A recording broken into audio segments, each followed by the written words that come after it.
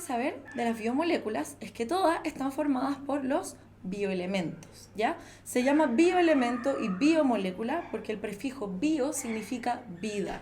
Cuando nos hablan de bioelementos o biomoléculas, son los elementos químicos que forman a su vez las moléculas químicas que están presentes en la vida, ¿de acuerdo? Como todos ustedes sabrán, hay muchísimos elementos químicos, hay más de 140, y no están todos repartidos de formas parejas en la corteza terrestre. Y tampoco están todos repartidos de igual forma en todos los componentes de la vida, en todos los componentes de la Tierra, perdón. Los bioelementos, los que tenemos aquí, son los elementos que están más abundantes en todos los seres vivos, independiente del ser vivo que sea. Para que no se olviden nunca, les puse aquí una mnemotecnia. Si ustedes se fijan, todos los símbolos de los bioelementos pueden formar la palabra CHOMPS, ¿ya? Con eso no quiero que se les olvide nunca. La C es por carbono, H por hidrógeno, O por oxígeno, N nitrógeno. La P es por fósforo, porque recuerden que el elemento químico fósforo en la tabla periódica se simboliza con la letra P. Lo mismo el azufre, que se simboliza con la letra S. Entonces, estos 6 elementos, para que nos acordemos, los CHOMPS, son los elementos que están más abundantes en la vida. Si nosotros tomáramos el peso seco de los seres vivos, estos compondrían más del 80% del peso que tiene un ser vivo, ¿ya?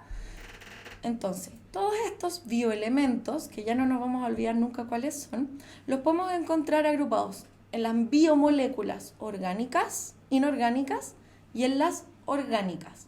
Vamos a ver un poquito sobre cada una, ¿ya? Las biomoléculas inorgánicas son principalmente agua, sales minerales y gases. ¿Por qué se dice que son moléculas inorgánicas? Porque no tienen el átomo carbono, este átomo de acá, no lo tienen en su composición. Por eso es que se le llaman biomoléculas inorgánicas. En primer lugar vamos a hablar, chicos, del agua. Y para eso voy a hacer un pequeño esquemita en la pizarra. Un átomo de oxígeno, un átomo de hidrógeno por acá y un átomo de hidrógeno aquí. Ahora, el enlace entre el oxígeno y el hidrógeno se llama enlace covalente, es decir, aquí ambos átomos están compartiendo electrones, por lo tanto aquí hay una unión muy fuerte, muy importante y que es bastante difícil de romper. Ahora, por las características que tiene el oxígeno, por su electronegatividad, el oxígeno tiene lo que llamamos un dipolo positivo, ¿ya? Negativo, me equivoqué. Con Z. El oxígeno tiene un dipolo negativo, es decir, tiene una carga parcial negativa, porque atrae los electrones hacia él. Entonces los electrones quedan dándole una carga aparente a esta molécula, pero que no es una carga propiamente tal. La molécula del agua, si nosotros la revisamos, es una molécula neutra, ¿ya? Ahora, el hidrógeno, en cambio, ahora sí, tiene un dipolo positivo. ¿Por qué? Porque los electrones, como están más cerca del oxígeno por su electronegatividad, ¿ya? El hidrógeno queda con una carga aparente positiva.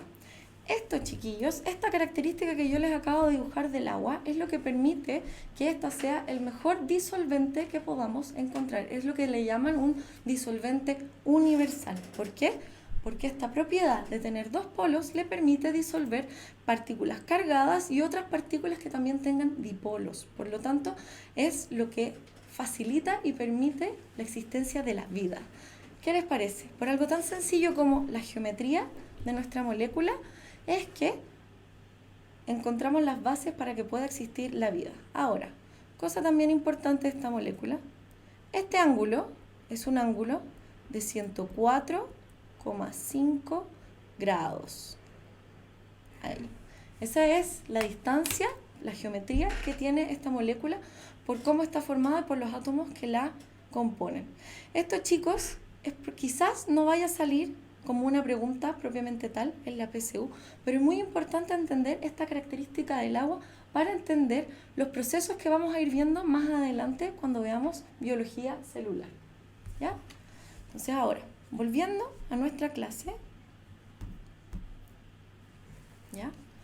Vimos entonces, muchas gracias, vimos entonces el agua, esta característica muy importante que tiene, que le permite ser un solvente universal y además lo hace ser un excelente compuesto, un disolvente polar. Vamos a ver a continuación las sales minerales.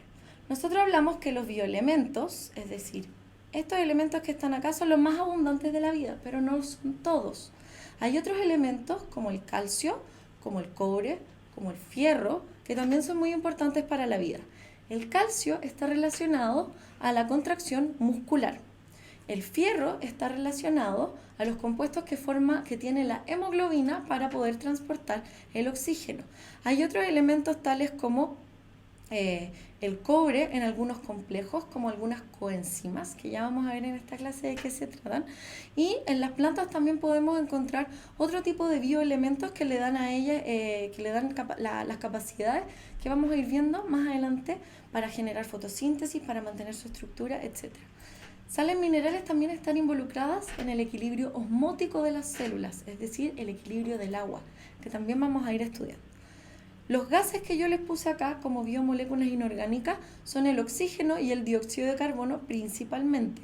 Hay otros gases que podemos encontrar disueltos, pero nos vamos a concentrar en estos dos. Ahora, el gas dióxido de carbono, si bien no tiene carbono en su estructura, se considera una biomolécula inorgánica por la forma que tiene la molécula y por la hibridación que tiene el carbono en esta molécula, ¿ya? Por eso se considera inorgánica y no orgánica, a pesar de que tiene carbono en su estructura.